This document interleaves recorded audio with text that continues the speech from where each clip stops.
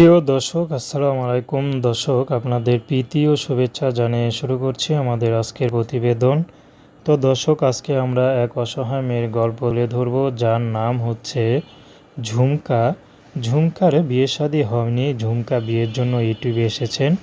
তো ঝুমকা থাকে তার মামা মামির বাসায়, কারণ ঝুমকার মা পরের বাসায় কাজ করে। তো ঝুমকাকে ঠিকমতো খাওয়াবে সেটা পারে না। তো তার মা মামি বলল ঝুমকাকে দিতে, তারাই লালন পালন করে দিবে।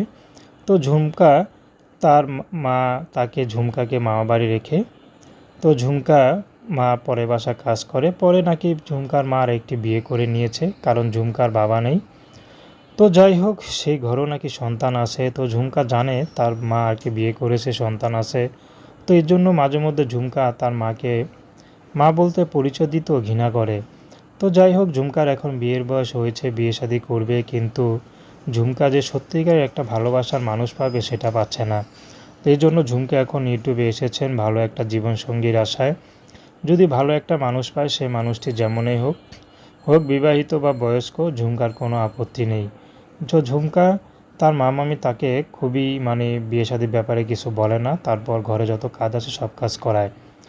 তো দর্শক, এ ছিল ঝুমকার কষ্টের জীবনের কাহিনী। তো প্রেম, ভালোবাসা, সাহায্য সহযোগিতা, বিয়ে শাদী করা আপনাদের ব্যক্তিগত ব্যাপার। আসসালামু আলাইকুম।